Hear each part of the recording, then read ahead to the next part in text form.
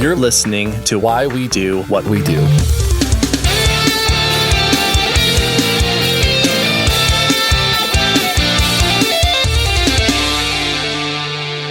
Welcome to Why We Do What We Do Mini. I'm your host, Abraham. And I'm Shane. We are a psychology podcast, and on Mondays, we release these short form little dives into topics that are like 10 to 15 minutes long just to unpack them. Sometimes it's like etymology. Sometimes it's like a weird thing that you should know. Right now, we're going to talk about politics a little bit. Yeah, we are going to spend a little bit of time talking about politics because, you know, we are short-winded. But it is a mini, so we will do our best to keep it under the allotted time that we have for it.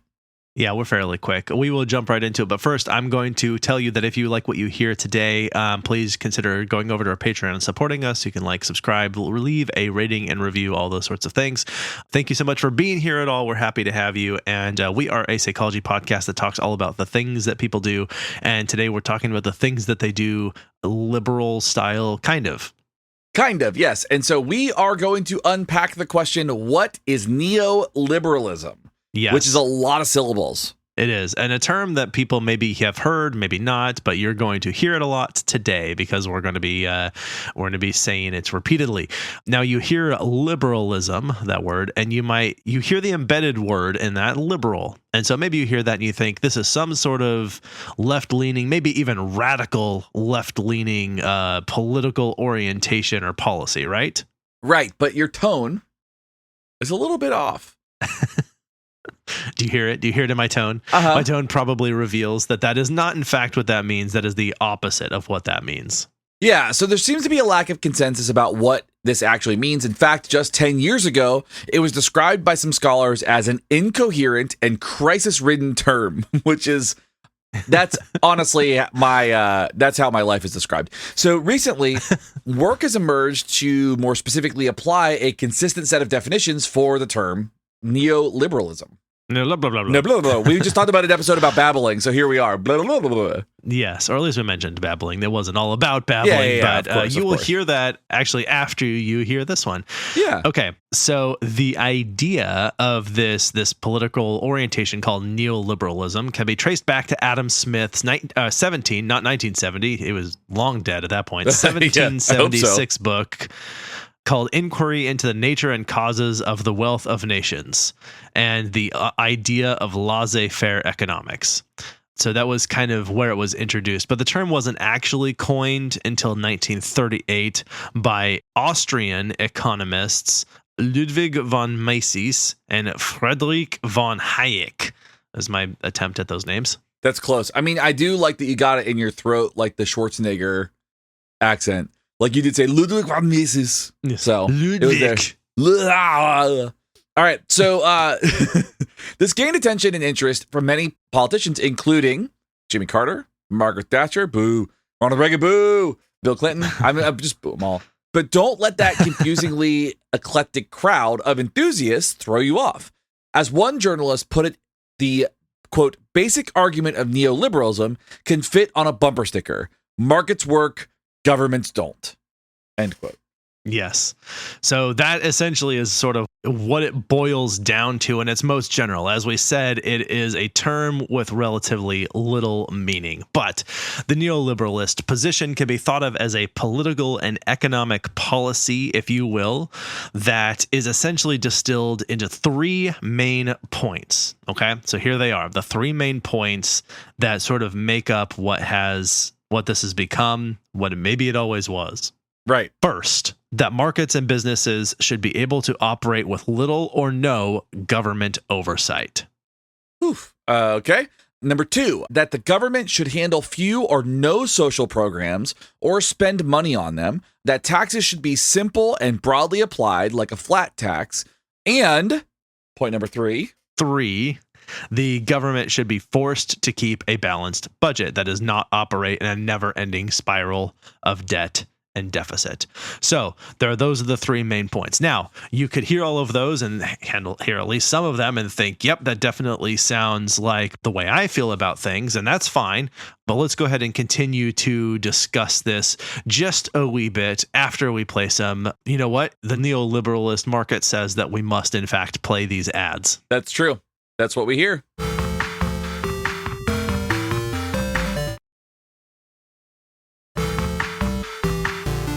Okay, neoliberal gods, let's continue unpacking this.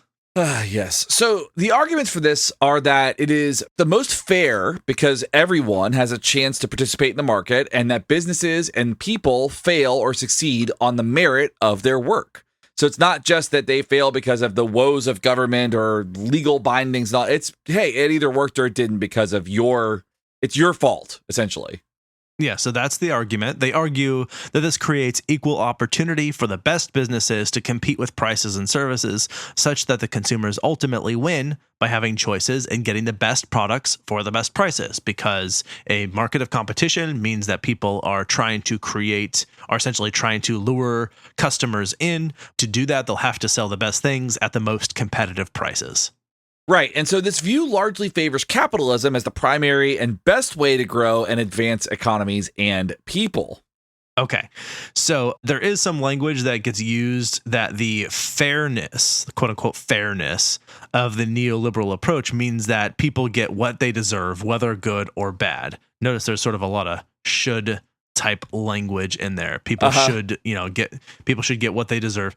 And so there's this idea that some people deserve more than others. Yeah, and so this is essentially a libertarian idea. So this idea of neoliberalism is really ultimately libertarian. It is open markets, free markets, little government intervention, personal autonomy.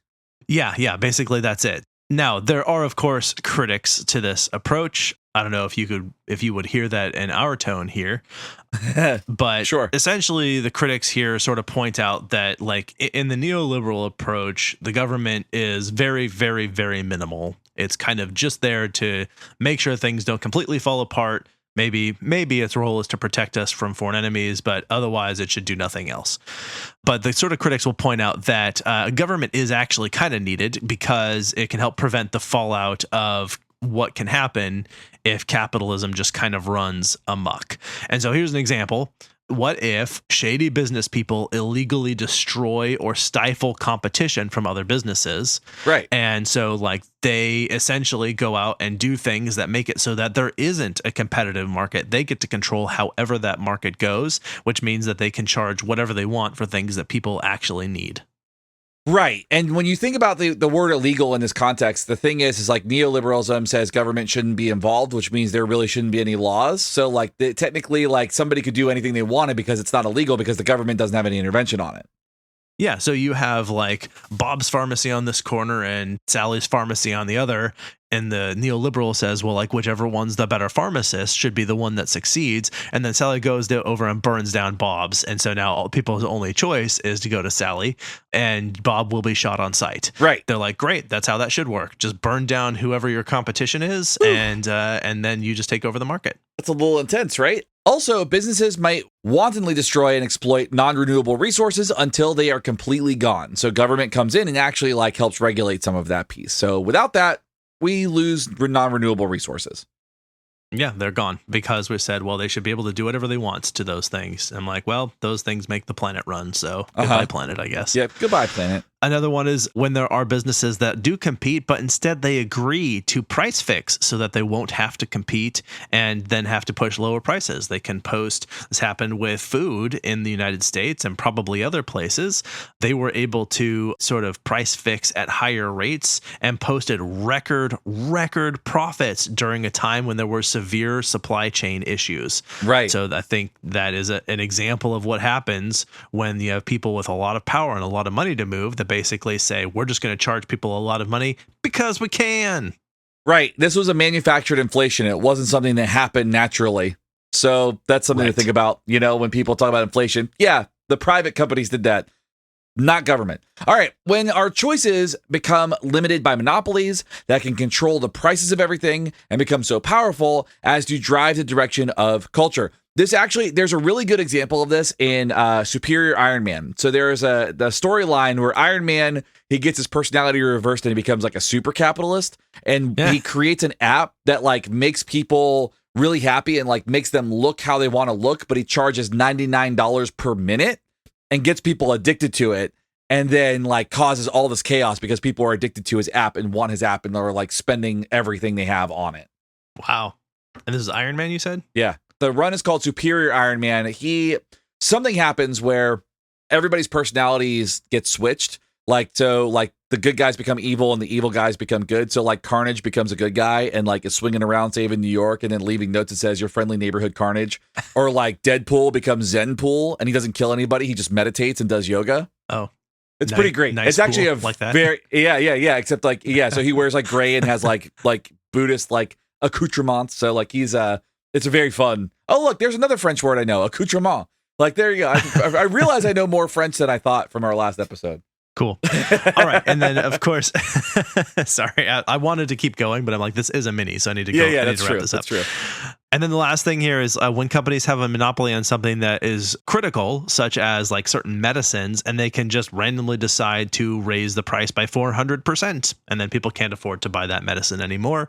Sometimes insurance is forced to pay for it. Sometimes that means that the government has to pay for that insurance that pays for it. Sometimes that means that taxes have to go up to cover the government funding, the support for those medications, and that can raise the deficit. So there's like all kinds of issues with that system when there's just no oversight or regulation. So notice also that the things that we just said are not hypotheticals. Those are things that have actually happened and continue to happen in issues where there is just what you might call the free market.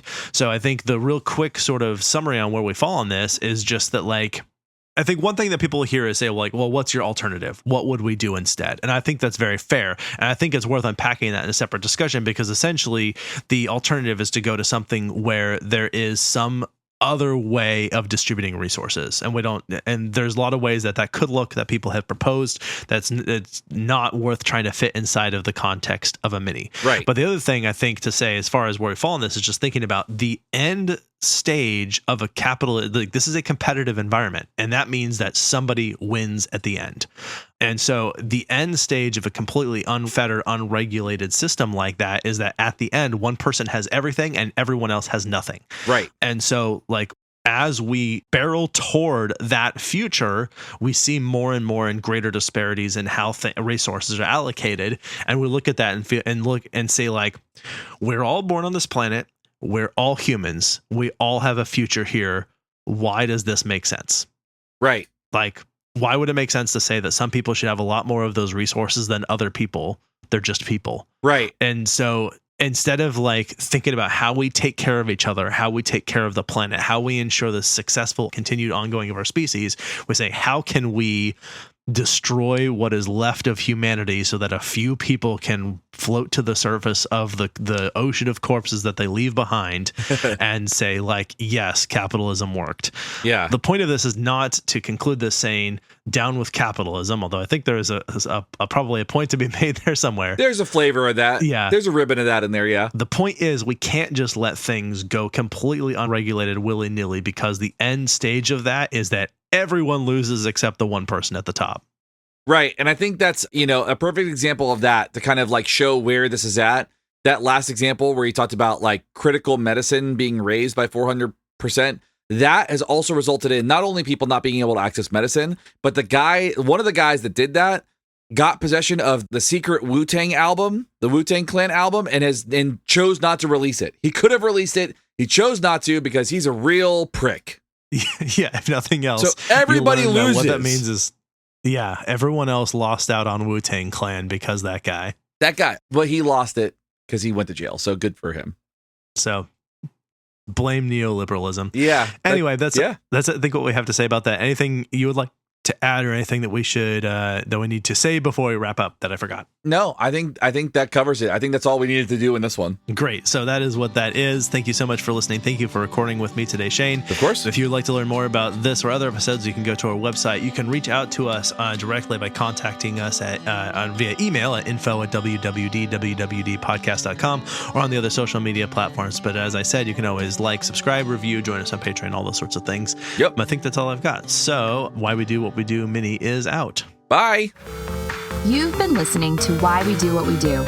You can learn more about this and other episodes by going to www.wwdpodcast.com.